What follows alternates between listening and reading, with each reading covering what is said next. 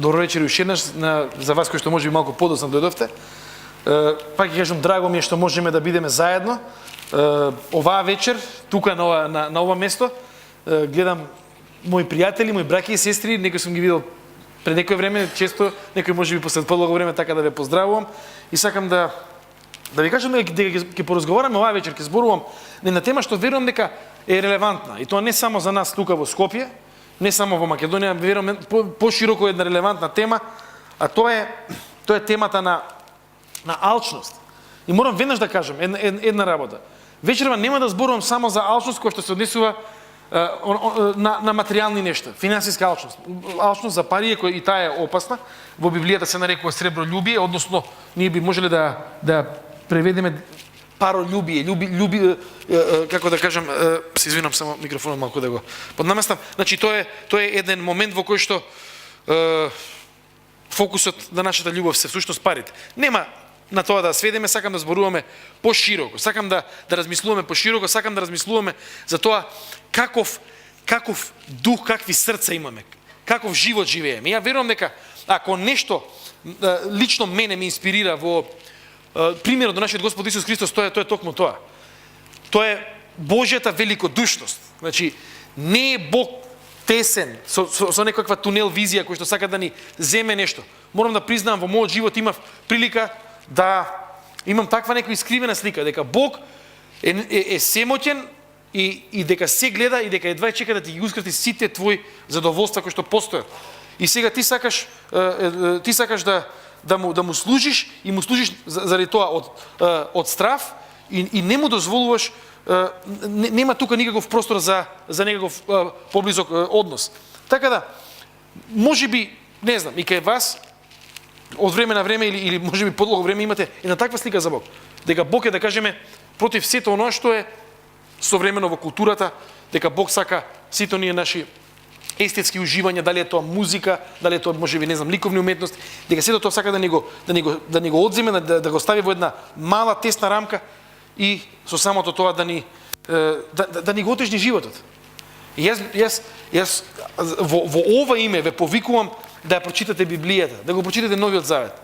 Или дури сега ќе кажам, во овие божјни празници, тоа е мој предизвик до сите вас, и тие што сме тука вечер собрани и тие што ќе гледаат ова преку нашиот вебсайт, да одвоите време за божјни празници, да прочитате едно евангелие. И самите да се уверите дали таквата слика за Бог е вистината. Значи не зборуваме само за великодушност, која што тесно ќе дефинираме, зборуваме за една голема великодушност која што произлегува од суштинскиот Божји карактер, кој што е Бог кој што дава. Бог кој што дава. И имаме една ситуација во Евангелието според Јован, кога Исус влегува, можеби за нас христијаните реално на момент збунувачка ситуација, во која што Исус доаѓа и ги бутка оние маси на менувачите на пари, на оние што сакаат да се збогатат од религијата. И кога го прашаат зошто го правиш тоа и со која власт го правиш тоа, Исус им одговори нешто многу важно. Им вика вака: овој дом, овој мој дом, овој храм требаше да биде место за молитва на народите, како што тоа ќе го каже Јован и како што ќе кажат барем во уште едно евангелие. Значи, имаме еден таков момент во кој што Исус побеснува буквално. Народски кажано е гневен, превртува се заради тоа што таму се случуваше, всушност него отстикуваше карактерот Божји. А што таму се случуваше? Луѓето даваа пари за да стапат во однос со Бога. Луѓето даваа пари за да стапат во однос со Бога. И тоа е реално искривување на оној кој што е на самата суштина Божја, карактер Божји кој што е љубов и кој што заради таа љубов тој сака буквално нас да ни дава добри дарови, како што ќе каже Светото писмо. И сега денеска сакам да размислуваме за неколку работи, за неколку аспекти кои што се клучни кога разговараме за поимот алчност. Прво, алчност не случајно е алчноста во Библијата е сведена, односно дефинирана како грев, како промашување. Алчноста значи алчноста значи фокусирање само на себе си, на своите цели и на оно што значи лична придобивка. И тоа што е многу интересно, на своји цели и на своја лична придобивка, која што многу често и не може да биде искористена до крај од нас самите или од било кој друг. Значи тоа со други зборови алчноста не доведува во ситуација на трупање заради трупање. Било што, може да се тоа пари, може да се тоа некој, не знам, достигнување, награди, што е да се, без поширока цел, без тие како дар од Бог, како контекст во кој што ние сме благословени да бидат канализирани кон другите. И зошто е алчноста толку, ќе кажам, на многу клучни места потенцирана во Библијата? Заради тоа што алчноста нас не оневозможува длабоко да го сакаме Бог и алчноста нас не оневозможува длабоко да го сакаме нашиот ближен. Алчноста, пак ќе повторам, не оневозможува длабоко да го сакаме нашиот Бог. И алчноста не оневозможува длабоко да го сакаме нашиот ближен. И можеби некој видовте во таа наша објава за оваа богослужба, напишав 2-3 збора и напишав едно нешто. Во Македонија нема алчни луѓе.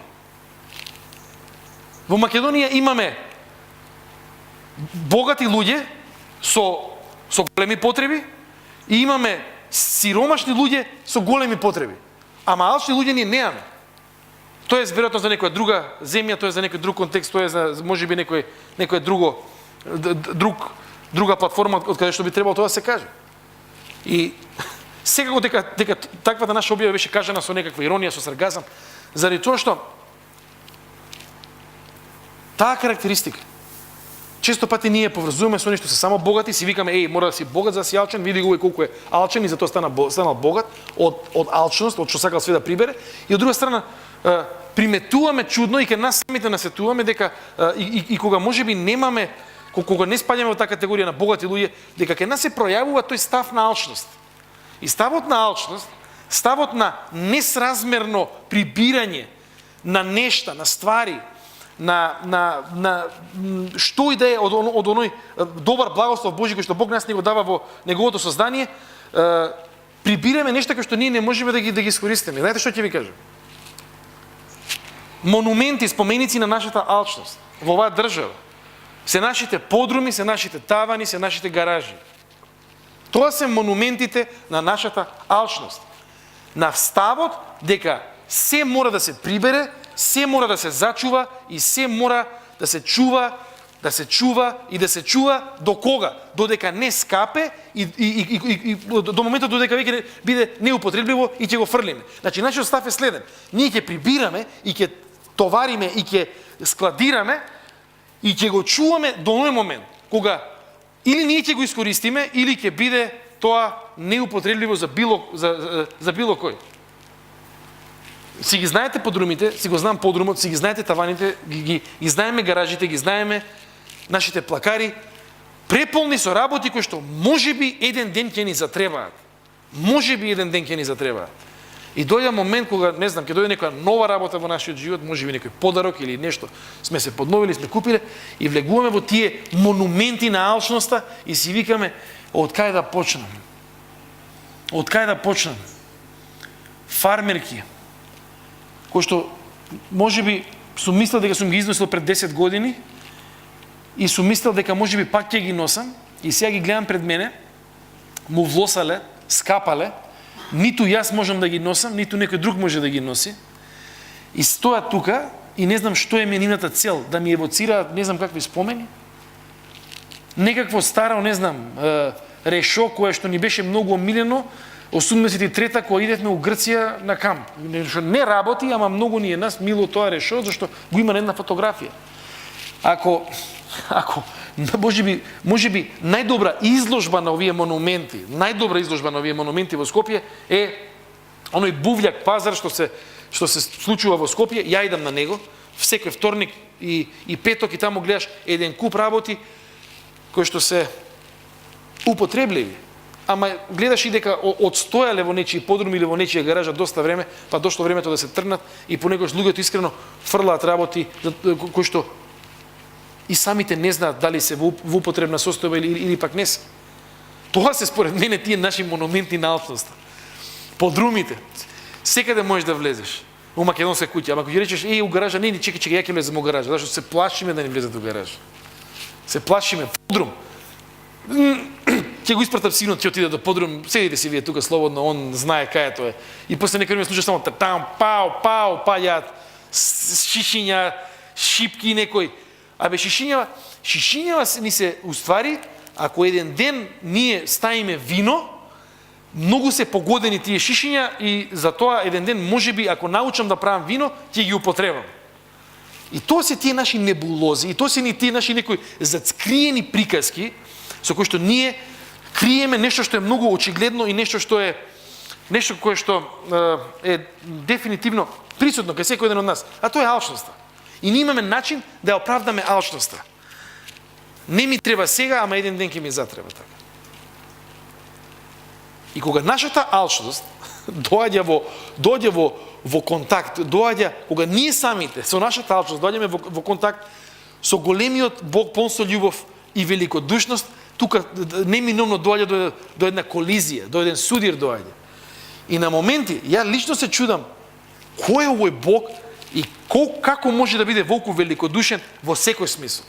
Ќе набрам неколку работи, нема за се да читам изведот Светото писмо, ама ќе ги парафразирам нешто и ќе прочитаме за да можеме да Прва работа на која што верувам дека преку Исус Бог не повикува е следнава: да бидеме великодушни со нашето време.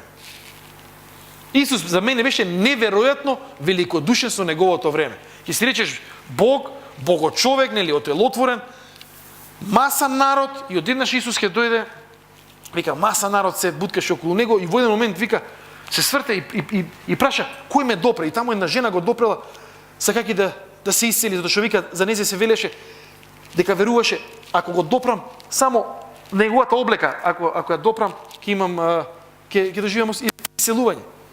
Да не забораваме Евангелието според Јован повторно, кога тој оди на Ерусалим и одеднаш влегува во оној трем кај таа овча порта, Соломонов трем, во таа бања, искршнува и одеднаш влегува во разговор со еден човек кој што е парализиран, кој што почнува да се жали колку му е тежок животот и реално му е тежок животот, ама Исус не бега со други зборови од неговата агенда. Односно се извинувам, не стои цврсто на неговата агенда. Значи Исус не вика извини, денеска мене ми агендата е Ерусалим.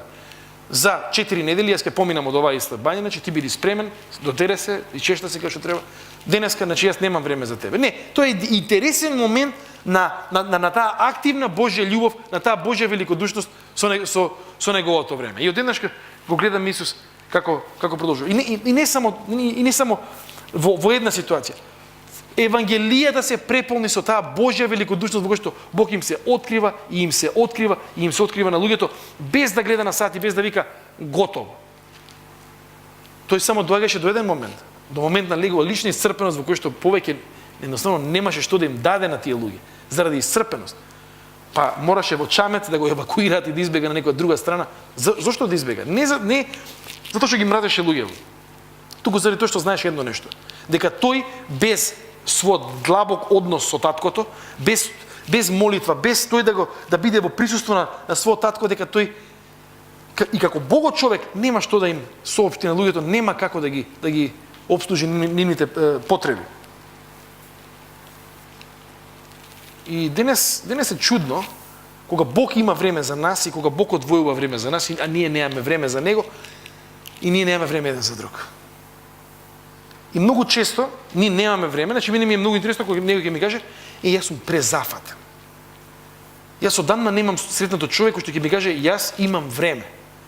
Сите имаме исто време, значи сите имаме веројатно 24 часа и во сите меридијани, ама многу ретко некој човек ќе каже: јас имам време. Обично немам време, презафатеност, немам време, презафатеност. И до некаде тоа го разбирам, затоа што овој начин на живот и овој начин на уредување нас не доведе во една ситуација во која што ние не можеме да располагаме со времето како што се располагало со него до пред 30 години. Тоа не се на сите јасно. Ама повторно, понекогаш и особено кога живеев во некои западни земји, како да постои една чудна човекова обсесија во оваа наша современа цивилизација. Чудна обсесија. Ние да имаме полни распореди. Луѓето да имаат полни распореди. Знаете што е претпоставката? Дека успешен човек има полн распоред. И дека успешен човек секогаш и во секој час има некаква обврска и нешто прави. И јас тогаш се чудев искрен да бидам, кога мои пријатели речиси се плашеа, кај некој од нив тоа беше реален страф, се плашеа кога можеби некој дел од неделата нема обврски. И едва чека, дали преку, не знам, спортски активности, хобија, што иде, да се пополни таа мала дупка, за да се даде до знање дека соговорникот работи со човек кој што е многу зафатен и заради тоа успешен. И таквата алчност да се стекнеме со повеќе, едноставно ни го троши времето. Повикот Божи, како што кажав, е да бидеме поинакви. Мислам дека и во однос на оваа цела тема постои едно нешто. Често пати се прашуваме како да бидеме светло и сол. Мислам дека великодушноста и текако е момент, и текако е карактеристика во која што ние можеме да бидеме светло и сол денес и тука. Во однос на ресурси, ја ги спомнав, тие наши шпајзи, тие наши тавани, монументи на нашата алчност, монументи на тоа дека треба да се зграби се што се движи и што не се движи околу нас. Па имаме некои столици таму, на 3 нозе, на 2 нозе, на 1 нога, без нозе. Значи имаме еден куп работи. И моето прашање реално е, колку ние ги доживуваме силно Исусовите зборови, кој што вака вика во проповедта на гората. Ако имаш вика 2 кошули, дај му едната на оној кој што нема. Ако имаш 2 кошули, дај му една на оној кој што нема. Мислам дека во денешно време порадикално и не можеме да отидеме. Зашто ја верувам дека секој ден во оваа просторија има минимум 2 кошули, има минимум 2 кошули. И според Исусовите зборови треба да види кој нема и треба да сподели. И ете ги тие први никулци на таа христијанска солидарност. Зошто светот почна да се чуди на ова движење кое што почна да живе една до тогаш не пресведочена солидарност. Кој има 2 кошули да му даде на оној кој што нема. И знаете што сакам да ве предизвикам? Сакам да ве предизвикам и себе си да се предизвикам. Ова ево последно што го зборувам, да не остане тоа само баш интересно како Исус тоа го кажал, тоа е тешко за нас, ај белки ми еден ден и ние ќе се подобриме. Значи знаете што сакам? Еве ги тоа ми е целта на ова што го зборуваме, верувам дека Бог така мене ме инспирираше ја да се преиспитувам за некои мои одлуки. Да го искористиме овој момент во кој што Бог нам ни се дарува во Исус Христос.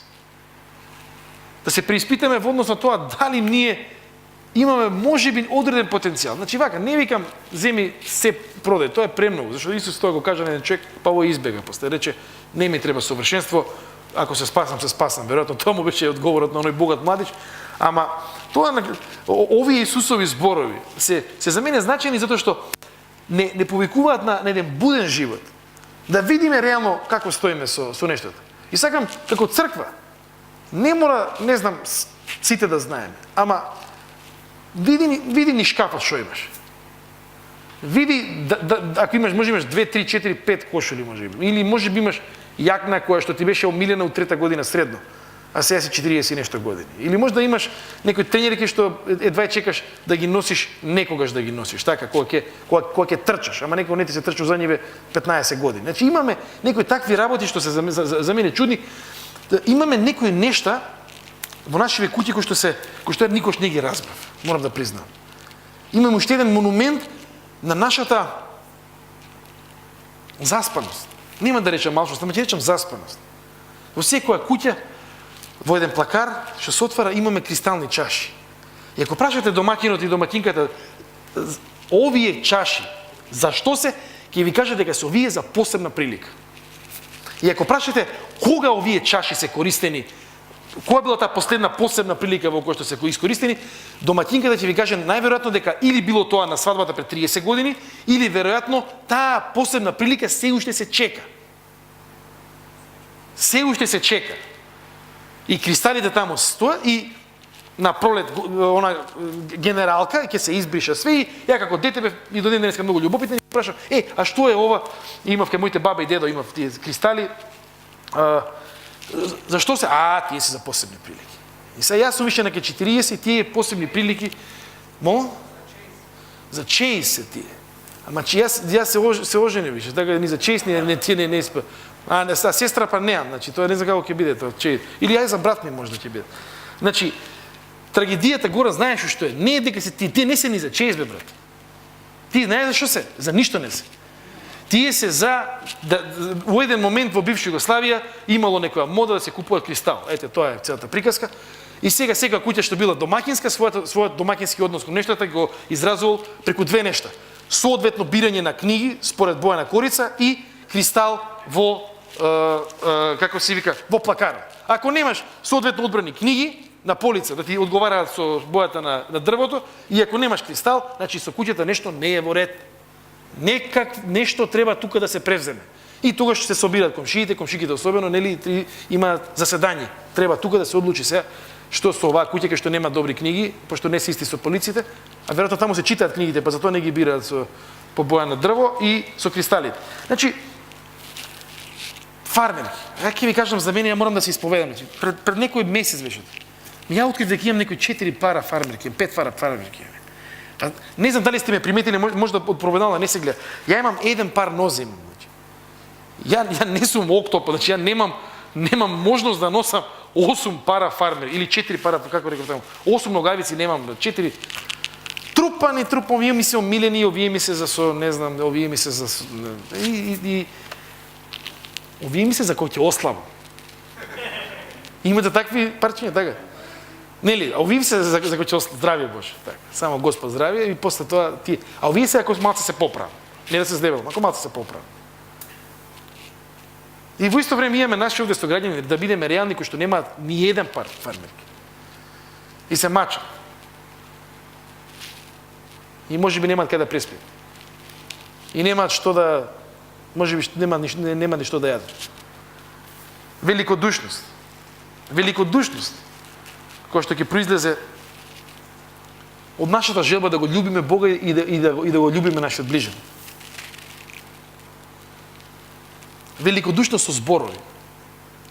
Ја верувам дека Бог нас не повикува како што беше Исус. Исус има разговор и човеков по мои критериуми дава тотално погрешно, некако чудни одговори дава. Исус, знаете што? Исус му се врти и му вика, знаеш што вика? Не си далеко вика од Божјото царство. Ја викам, Исусе, би спрашај го малце гледа овој врска нема, значи. Исус му вика, знаеш што? Не си далеко вика од Божјото царство. Не си далеко. Не му вика ти си спасен. Не, му вика нешто. Не си далеко од Божјото царство. Продолжи да истражуваш. Продолжи да го бараш Бога. Не си далеко од Божјото царство. Ние понекогаш, кога ќе станеме христијани, стануваме как анкетари стануваме. А ти, знаеш колку евангелие има? Не знаеш. Добро. А ти си читал и Стар Завет? Не сум читал. Добро. Знаеш ли колку завета има? Мислам дека има, не знаеш. 2 завета се стари или не, мислам, некои пристапи, некои дегутантни пристапи кои што искрено ги бркаат луѓето од Господ. И онда они викаат, овие вака кои спрашуваат што му се задниот ешалон, те Господ, кој знае он ако почне да ни спрашува што ќе биде. И него осликуваме карактерот Божи и луѓето едноставно луѓето нас ни прават, како да кажем, луѓето на Бога ние како луѓе негови му правиме лоши услуги. А Исус великодушен вика, не си далеко од Божјото царство. Знам до кај си. И си дошол до тука и љубопитен си и ако продолжиш да си љубопитен и ако продолжиш вака да трагаш и да бараш интеракција, да бараш заедништво со Бог, не си далеко. Ќе влезеш во Божјото царство. Не само на тоа ниво, ја ќе кажам една друга работа. Ние како христијани треба да бидеме великодушни во однос на зборовите кои што си ги упатуваме едни на други. Великодушни. Внимавајте добро. Тука се плашам повторно дека во нашиот контекст во Скопје, во Македонија, ние великодушност, говорна, со зборови пренесена, малце слабо ни оди. Еве зошто. Ние имаме две категории. Чутење во знак на неодобрување и втора категорија ласкање. Леле, ама ти е убаво. Леле. Тие две букви споени у бескрајни реченици леле. Мислиме дека кој знае што сме кажали. И тоа најчесто, интересна работа, најчесто кога се ласка?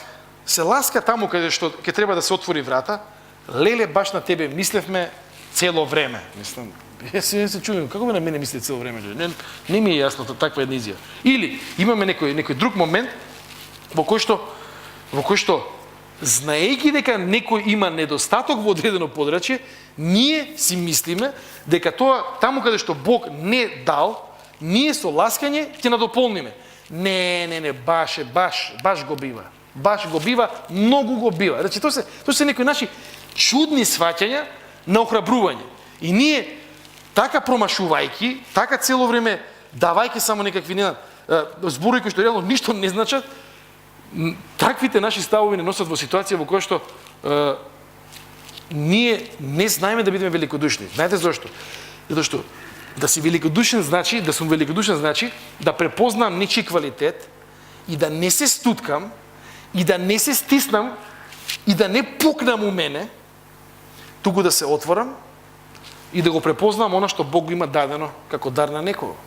И тоа е многу потешко отколку ласкањето со цел да се приграби нешто или давањето на лажни комплименти се со цел да се надополни нечи недостаток кој што очигледно со зборови не може да се надополни. Јас морам да еден мој пример, значи од мој живот, да кажем еден пример кој што за мене многу фасцинантен. Значи јас цел живот сака фудбал и сака фудбал и да гледам сака фудбал, и да разговарам за фудбал, сакав и да играм фудбал. И моите дедовци, значи од на мајка ми страната, тоа се све фудбалери, играле за Македонија, репрезентација, Вардар, работи. Особено еден дедо кој што уште жив, му направивме сега 90 кусур години, 96-7 години. Беше еден од најважни тренери во тоа време во Македонија и беше тренер на работнички. Тоа што интересна работа е следна. Ја ќе го прашам дедо ми, дедо, за фудбал кога ќе ме запишеш, он вика малси. Ја бев може 7 години, другата година чекам, викам, дедо, викам, мене на фудбал ќе ме запишеш, ти, он ми вика, малси, 8 години, 9 години напрев, викам, дедо, ти на фудбал, он ми вика, ајде вака да видам, да, ме гледа како играм, ми вика, знаеш што, вика, малси. И напрев 10 години, 11, и викам, дедо, фудбал, викам, може ли да играм? Не може, вика, стар си, вика, више. И ја од млад у стариот идов одма на 10 години 11. Овој мој дедо, ја во тој момент се љутев, се нервира, викам зашто не ме зима, зашто не сака да играм кај него. Дедо ми, овој мој дедо, беше многу фер и правичен човек. Значи он мене ме знаеше како негов внук и него му беше многу драго кога ќе може да разговара со мене, ми викаше Никола, ти си паметно дете, вика, и многу ми е интересно да разговарам со тебе.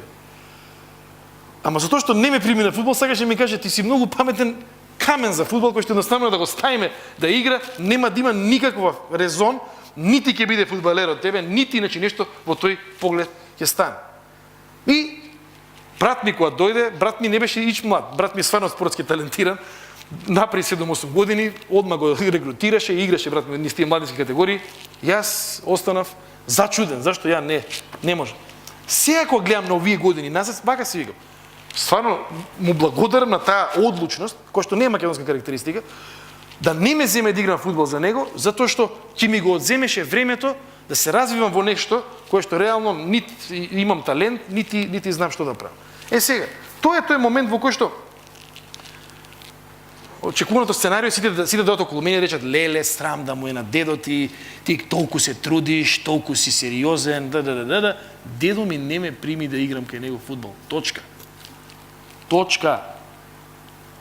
Леле, дедо ти колку бил, значи, лош. Срам го било. Значи, ни срам, ни перде. Точка. Толку беше. И затоа мислам дека тие, значи, кога ќе дојдеме околу човек кој што така, нели, така функционира, ние може да не го разбереме на тие години, ама понекогаш подоцна ќе го разбереме. И во овој контекст, тоа е полесно.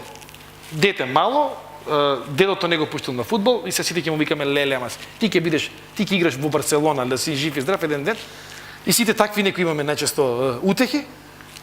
Затоа што тоа е многу полесно.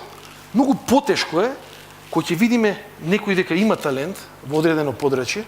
И тоа не зборам за деца, значи зборам и за возрастни луѓе кои што постигнуваат добри резултати, постигнуваат врвни нешта во своите професии, тогаш е потешко човек да биде великодушен. Тогаш е потешко да биде човек великодушен. Да му го признае доброто, да му го признае дарот, да му го признае талентот, да му признае работата на градот на книжата на оној човек кој што во одредено подрачје си има профилирано на вистински начин. И затоа мислам дека и по ова прашање, ќе се сетам на еден диалог помеѓу Исус и самаријанката. Значи, самаријанката која што ние често пати си мислиме, леле, ова некоја женичка, пунила вода, ултра интелигентна жена, либерална интелигентна жена на која што Исус со полно право и дозволува да дискутира со него на рамна нога на теолошки начин. Тоа е великодушност. Исус знаете што може да каже? Абе, ти си жена, земи, напуни вода и си дома. Што ти се мене ќе ми објаснуваш? Самаријан, не знам, историја на спасението. Ја прифаќа како целосно, достојна, затоа што носи лик Божи и вика, знаеш што? Ме интересираат твоите аргументи. Сакам да дознам што ти имаш да ми кажеш.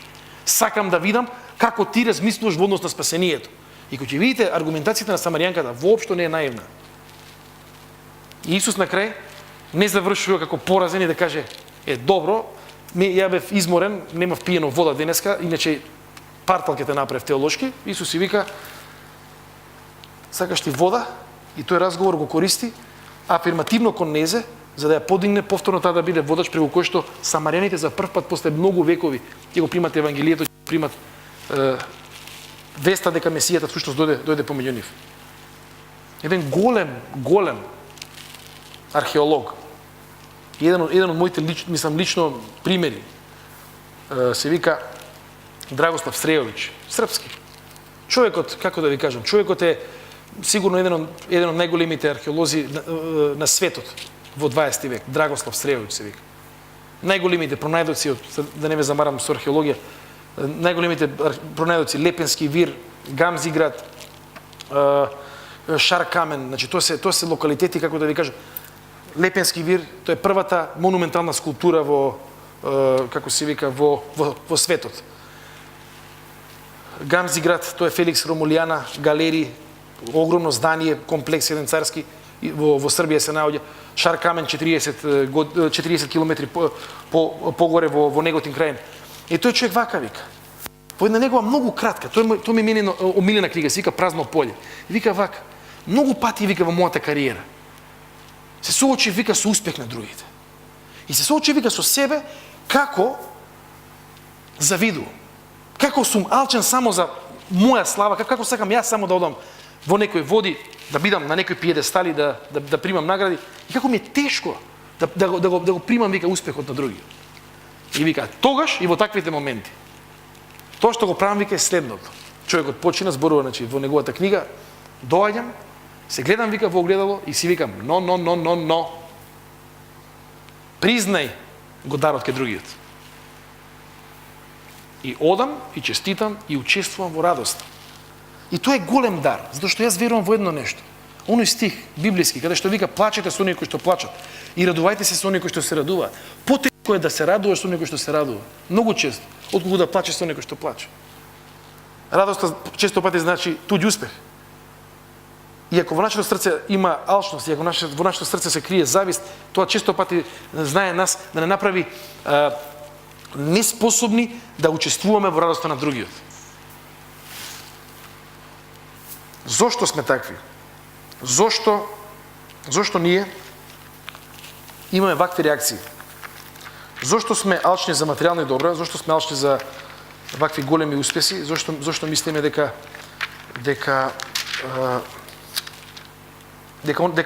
она што Бог ни го дава всушност не е доволно и дека ние мораме самите да си додадеме одредени нешта за да можеме да како се вика за да можеме да добиеме на вредност. Само момент, ова да го најдеме во Евангелие според Матеј.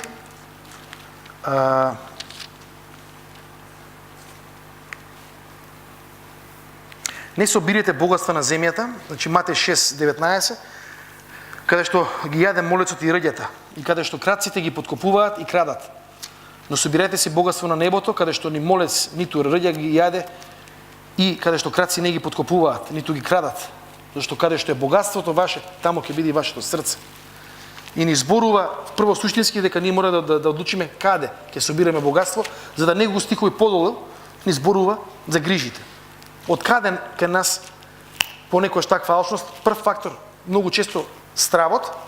И ќе ви кажам вака, две нешта. Постои страв во кој што човек реално нема финансии, значи нема начин да екзистира и тоа е реален страв. И ние како црквата воопшто треба да го адресира тоа со помош. Ама има нешто кое што јас би го нарекол менталитет на сиромаштија. Иста во оваа глава, 6 глава, 25 стих, Исус вака вика: "Затоа ви велам, немојте да се грижите за вашата душа. Што ќе јадете? Или што ќе пиете? Ниту за телото, во што ќе се облечете. Зар не чини вашата душа повеќе од храната и од телото и од облеката?" Јас се чудам, си викам, ако ние, значи ова се човечки прашања, ама ова може да бидат обсесија човечка. Што ќе јадем? Тоа е македонско прашање, што ќе се јаде? Што ќе јадеме? Што ќе се јаде, што ќе се прави и што ќе се облече? И душе другите две прашања, како ќе славиме нова година и како идеме летоска на одмор. Тоа се тие 4 клучни суштински идентитетски прашања за нас. И нашите фрижидери се често пати монументи, споменици на нашата алчност за храна. Дека и ова треба да се купи и дека ако ова не се докупи парче храна, готово ќе заврши целата приказка. Исус ни вика: немојте да се грижите. И ако ние го разбереме подобро Исус не само што ни вика немојте да се грижите, Цале, ја те утепав со микрофонов денеска. Цале ќе му дајме посебна награда во храна и во облека за ова што го прави. Значи, ова Исус ни го кажува не затоа што зашто он е несвесен за нашите потреби, туку заради тоа што сака нас да не потсети дека без него ние немаме ни до крај контрола за обезбедување на ваквите потреби. Тоа е суштината. И во таа цела суштина е дека оној Отец небесен, спомнат во 26-ти, нашиот небесен татко, е оној кој што се грижи за се што постои, птици, животни, па колку повеќе се грижи за нас како за луѓе. Оно што исто така мене ме фасцинира кај Исус е уште едно нешто, а тоа е таа великодушност Исусова и со самото тоа Божја великодушност, кога тој ќе се спореди со оние антички божества од времето баш на Исус. И тоа нешто, за детски, добро, се извинам.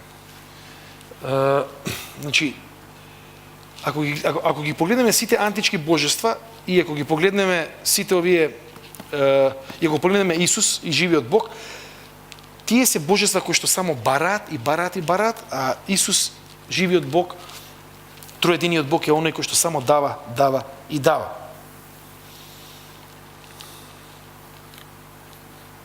Евангелие според Марко, 10 глава, 45 стих.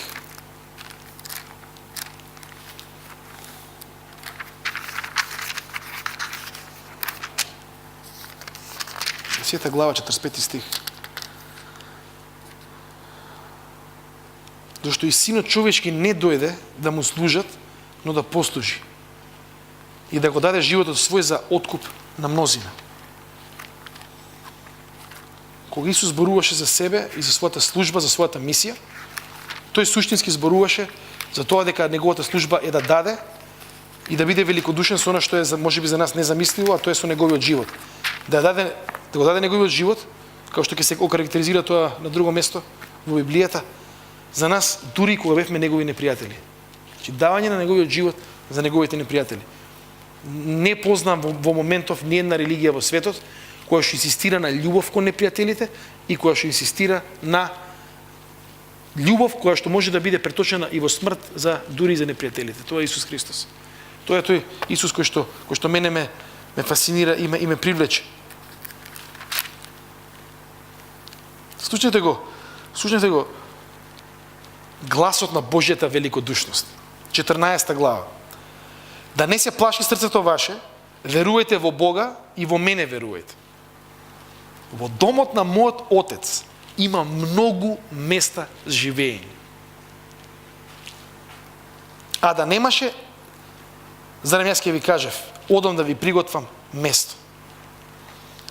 Кога ќе отидам, ќе ви приготвам место, пак ќе дојдам и ќе ве земам вас кај себе, за да бидете и вие каде што сум јас.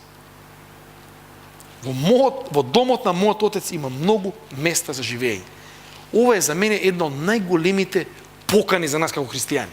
Значи, Исус не вика во, не знам, мојот отец ви спрема, не знам, маки или уште поише страдања, пак ќе треба, не знам што да се докажува. Една отворена Божја покана во која што сме повикани на дојдеме. Затоа што во домот на Отецот има многу места за живење. Јас како го читам овде Исус и како го читам мој Божји повеќе, дојдете вие, викнете ги сите што ги знаете. Заради тоа што во домот на мојот Отец има многу места за живење.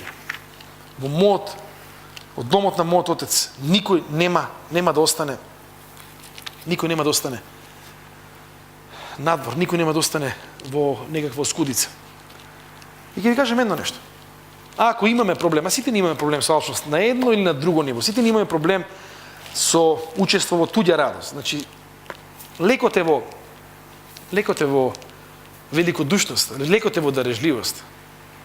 И таа дарежливост која што се врши по Божја, по послушност на Божјата заповед, има де факто трансформативна, длабоко трансформативна улога во нашиот живот и во било чиј живот. Јас знам за еден американски богаташ, постар човек, 80 нешто години, се извинувам, тогаш бил веќе 74-5 години, на смртна постела, тежок човек, цел живот со глава од зид, прајање пари, со глава од зид, направил милиарди долари направил. Диагнозата е лоша, го гледаат човекот, се плашат како да му пристапат, терсен е човек кој што бил секојаш дрзок со своите вработени, безобразен кон оние што ги сметал дека се под него, ама неговиот час се изгледа дошол, лежи тамо во нека соба, на некаков кревет, им досаѓа на докторите, зашто е богат, може да се приушти секој минут да му на тој звончен само вие доаѓаат, како сте, перницата нешто, се малце подоле, значи ги малтретира до крај. Недалеко од таа болница, сиромашно некоја населба, дечиња сака да си направат кош, ама не може да направат. И се мачат што да прават, се мислат како да направат кош. Им требаат пари да стават некој бетон доле, им треба пари за една конструкција, па ајде за табла ќе се снајдат обрач, некако ќе најдат од некаде. Ама не може никако тоа да го направат. И некако дознаваат дека во оваа болница за богаташи, тука што е малце погоре од нив, дека лежи еден човек, богат човек, кој што е на умирање, кој што може би да им помогне. Деца тинеџери си викаат, што не кошта? И да не избрека овој, нити е прв, нити е последен, нас во дома не бркаат нашиве, па не е тој човек. Ида таму, низ тие обезбедување, некако се провлекуваат, доаѓаат кај човекот, овој мисли дека сестрата, вика, перницата ги гледа одеднаш, вика, што барате, вика, вие тука, ќе ви викнем полиција, ќе ве затворат, вика, за еднаме. Кој сте вие? Тие го гледаат, викаат, може ли малку да не послушате, имаме една молба за вас. Какво слушање, вика, почнал да звони, вика, ве молиме, сакаме само кратко да ви кажеме, ние сме деца многу сиромашни, живееме километар подоле сме од вас, ни треба помош. Каква помош? Земете, фатете да работите, ни помош, ни ништо. Ама ние сме уште мали, не можеме да работиме. Доаѓа сестрата, вика, сестро, како ни ви е срам, вика, ве плаќам толку и толку пари дневно, да ми доаѓаат, вика, вака да ме вознемируваат, последните, вика, минути од мојот живот да ми го земат, вика, вакви некои деца што молат за некаков кош и за нешто друго. Викнете го мојот асистент, одма сакам адвокатот да дојде, вас ќе ве тужам као болница, нив да им земете полиција, одма да дојде полиција, податоци да им земете, сите на суд ќе ве сотрам, имам најбољи адвокати. И додека он збори, кај асистентот има пола плата да му скратам, требаше да биде више. Тука нервозен човек, богат човек, арогантен човек, мисли дека све може. И додека чекаат асистентот, сестрата вика, вие сте возбудени, јас морам да земам медикаменти, немојте да дозволите, можете да умрете од ваква возбуда. Вика, јас онака ќе умрам, сите ме нервиравте, цел живот само нервози, пари напред, уште овие деца ми треба баш нив да ги гледам во последен момент. ми се плеснат, немате страни, немате ни обезбедување, и пак почне по него, сестра вика, се извинувам, вика, вашиот притисок се качува, морам, вика, да отидам и да земам апчиња за инекции за притисок, останува овој. Сестрата се оди од таа паника, децата остануваат. Вика, вие сте уште тука, вика, леле, што ќе биде, ке ќе дојде полиција, вика, да видам вака дали ќе ме гледат. И овие вака огледаат, вика, се извинуваме, ама стварно, и почнува да плаче, вика, стварно ни треба кошаркарско игралиште. Ве молиме. Слушнаме дека вие сте милиардери, дека нема да биде проблем ако дајете неколку стотини долари за тоа игралиште и секогаш и ќе се сеќаваме дека сте биле добар према нас. Вика, леле, добар према вас, бе. Кај се луѓе во која ти требаат, кај асистентов, кај сестра нема, никој жив нема. Каде сте, од кај сте вие? Еве, ние сме, вика, таму километар подоле од вас живееме, и што сега? Што спорт сакате да играте? Кошарка. Што ќе ви кошарка вас уживат? А ништо, вика, ние сме, вика, тинејџери, тоа не си игра, кошарка. Не ни треба многу опрема, ни треба само топка и ово. Каква топка вас ви треба? Но ни треба гумена топка, не мора тие кожните. Добро, колку пари е гумена топка? $10. А колку е кожната? $30. И што со таа топка ќе правите? Ќе вртите у круг. Не е тоа вртење у круг, тоа е, вика, кошарка. Едно дете по најмало се испрчило, му рекло, тоа е кошарка, вика. Тоа не е вртење у круг. Вика, јас, вика, цел живот, вика, бев во други води, у економија, фатете се, вика, за бизнис, вика, не ќе трчате по топка, само губите време. Кај, вика, во асистентов ме утепа. И чека, сестрата доаѓа, вика, сестро, остаме на рад, и ја онака ќе умрам секој момент. И како мисли да го правите тоа игралиште, им вика на децата? И ние мислиме да го направиме, ако имаме пола пари на еден кош, ако имаме сите пари, на два коша ќе направиме. И малите да играат на еден кош, и ние сме поголеми на друг кош да играат. А и таму ќе ви треба, значи, на вас баскет. У тоа време утрчува асистентот и вика, јас се извинувам, директор, кај си до сега, вика, ти си отпуштен више, ама мора оваа работа да заврши. Која работа? Чути и слушај. Кај ќе идете вие? Со тој памет. Два коша ќе ви требаат. Значи, ќе ви требаат две топки, не една, да се извинуваме, вика, ќе ви требаат две топки, не една топка. Какви се тие? Гумени се двете или кожни гуме? Па вика, за нас поголемите можеме кожна, а за овие помалите гумена можеме. Значи, за вас сакате вие кожна, а за помалите гумена сака. А зашто па и они да немаат кожна топка? Па вика, не мора да имаат кожна топка. Па ако не можете со гумена они. Значи, вие сакате со кожна, они не, две кожни топки. Асистентот седи до него и вика, јас дојдов, ми беше спомнато дека адвокатот треба да пристигне. Чут. И кога ќе отиде топката аут, што ќе правите? Ќе трчаме по незе. Кај ќе трчате? Таму е, вика, се брдо. Кај мисли да трчате? Ќе трчате 10 км надоле? Па добро, не е ништо добро. Ви треба вас и ограда. Како мислите, ако немате ограда бар 2-3 метра, како што не знаете да играте кошарка, секој вика втора акција ќе ви биде доле спуштање трчање по топка. Јас седно викам, јас веќе му сеев на адвокатот, откажи го му, вика. И тие што ќе изгубат, што ќе прават? Тие што ќе изгубат, ќе чекат и ќе пијат вода. А од кај ќе пијат вода? Не знаеме од кај ќе пијат вода. Значи ви треба и чешма, вика. А треба ли малце да се одморите? Треба и малце да се одмориме. И ќе ви треба веројатно една клупа, и ќе ви треба уште една клупа за тие што ќе изгубат, да земат да се напијат вода и малце да одморат, за да бидат спремни и да добијат следната утакмица. Па вика, тоа би било многу добро. Му вика на другиот мал, вика, ако ќе изгубиш, добро ти, вика, пошто седиш на клупа и вика пиеш вода и гледаш, вика, другите. И асистентот вика, ама јас, вика, дојдов уште од преска, се извинувам, вика, ти си, вика, отпуштен, ама вика, се надевам дека ти разбра. И дека фаќаш и прибелешки и дека ги имаш сите ставки, вика, за овој наш проект, вика, кој што сега ќе го работиме. Што си се здрвил, вика, што ме гледаш? Пиши. Игралиште, бетонирање, димензии, ограда, 2 коша, 2 кожни баскета, 2 клупи, 2 чешми. Човекот, одеднашка сестрата пак доаѓа, вика, ама вие жив сте, жив сум, вика, и почине да облака кондори, вика, од неспособни, вика, цел жив, вика, дерман неам. Не можеш, вика, да умреш на рад, вика, деца доаѓаат, бараат, вика, да играат кошарка, нема кој да им помогне. Колку да им дам? Си вика, колку ќе кошта ова, сетно му рачуна, вика, па ова е голем проект, вика. Ова, вика, околу $3,000. $3,000, вика. За 2,5, вика, ќе може да направиме? Ќе може, вика, ја мислам дека ќе може. Го прават, и ова, вика, ете, вика, од вакви ќе умрам, готов сум, ќе умрам. Легнува, ги брка сите, вика, човече. Абе, надзор таму, кој ќе биде, уствари? Децава не може сами да го направат. се јавува на асистентот, се знае кога, у 3 саат са бајле, ало, подхитно се најде надзор, утре од градежна фирма, тие ми се пријатели, тој да биде надзор, све да биде како што треба. Седи другиот ден, 2, 3, 4, 5 ги мисли децата цело време контакт, дали е чешмите, дали се добри, со филтри или се, без филтри или се. Децата викаат, ми имаме една покана за вас, дошто е пак кај него. Што? Ќе го отвараме гледалиштето. Што ќе биде отварањето? Ќе имаме, вика, грисини и кока-кола ќе имаме. Вика, јас сум таму, доаѓа таму човекот, си се исправа и вика, сите да му даеме аплауз да му даеме на човекот, што ни помогна, му даваат сите деца громогласен аплауз.